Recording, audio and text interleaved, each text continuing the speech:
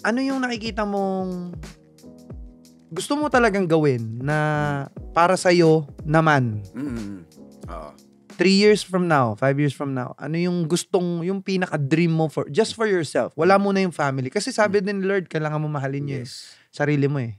Hindi pwedeng puro family lang. Kasi kapag ikaw bumigay, wala na sila. Yes. So, kung bibigyan ka ng pagkakataon ng Diyos, hypothetical question, ano yung pangarap mo para sa'yo? Yung wag mo na para sa pamilya, tanggalin mo muna yung pamilya. Ano yun?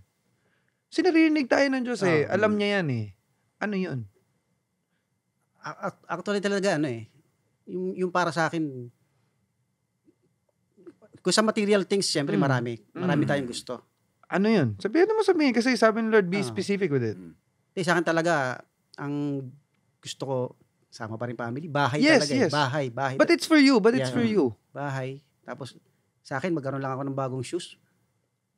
Sobrang ano sa akin eh. Ano size ng paa mo? Hindi, totoo. Ano to, 8 yata, 842. Sige. Darating din yan. Ganun. Kala mo bibilan nito. Darating din yan. Size 8. Ako bahala sa'yo. Bibila kita ng kaliwa muna ha. Susunod na guest natin yung kanan. Hindi, size 8. Akong bahala sa'yo. May mga sponsors tayo ng ganyan. Pero hindi, para sa family. Ano bang mga sapatos gusto nyo? Wag mo nang ganyan yan. Hayop ka. Hindi kasi. Baka mamaya magsabi ng Louis Vuitton yan eh. Bibigay din ako eh. Pero drawing lang. Hindi, joke lang.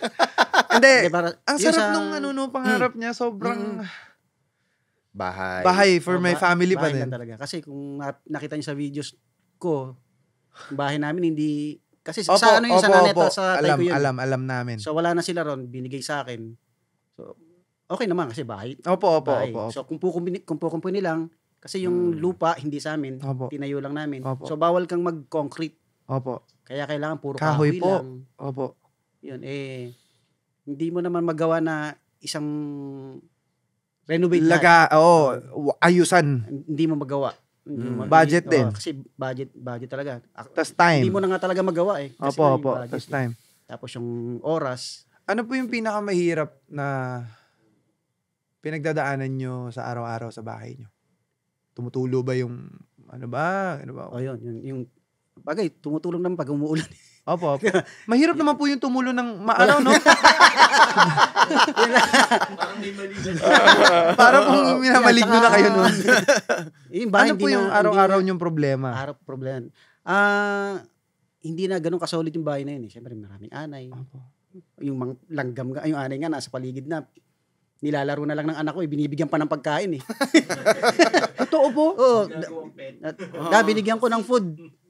Binigyan ko ng food yung ants. Kawawa naman sila, walang makain sa atin. Kasi naubos na rin yung kahoy tay. Wala na makain yung anay. Diyos ko, hindi po ba delikado yun na, alam ko kasi yung anay masama yan sa natin eh. Oo, sa mga bata. Opo, lalo sa mga bata. Oo, masama yun. Kaya nag-isip ako, sabi ko, mangupahan. Alis na kaya kami dito, mangupahan. Pag inisip mo naman yung upa, hindi rin. Ako parang lalo hindi kakayanin. Siyempre, paglipat mo may 2 months advance. Tapos may kuryente pa. Tubig. Pagkain. Kaya lagi, antay lang, darating din niya. Darating din niya para sa atin. As long as nag-work po kayo, Kuya Cha. Exactly. Oo. Ako naniniwala ako doon sa mga tao na sinasabi nila, magiging maswerte din ako. Kumbaga, magiging maswerte. Hindi yun eh. Parang ganito. Hindi ka magiging maswerteng manalo sa loto kung di ka tumaya ng loto. Ibig sabihin, may work ka pa din ginawa. Kung ibabase naman natin yung sa araw-araw natin ginagawa, walang mahuhulog na bunga kung hindi mo tinaniman yung bunga na yun. Exactly. Tapos, ikaw Kuya Cha, ang nakikita ko sa'yo, isa kang napaka-tibay na puno. Pero yung bunga na ibinubunga mo, yung lahat ng work na ibinibigay mo, hindi na para sa'yo. Kasi gano'n naman ang puno eh. Hindi ang sariling puno yung kakain ng sarili niyang prutas. Yun yung, ikaw yung isang seed, isang buto na itinanim ng Diyos dito sa mundo natin para mamunga ng maganda. At ginagawa niyo na po ngayon. Kaya ako naniniwala ako na pagpa-pray din namin na mas bumilis pa yung paghanda sa iyo ng Panginoon na ibigay sa iyo lahat ng ninanais mo. O kita mo, sinabi mo lang yung sapatos.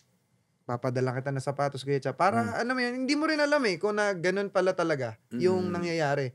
So, sabi ng Diyos, be specific with what you want in life. Sabihin mo sa Kanya. Kasi, kahit na alam niya to, mas gusto niya naririnig. Yes, totoo. Diba? Mas lalo pag ikinakanta mo sa Kanya. Give me size 8 of shoes. Yan. Yan. Diba?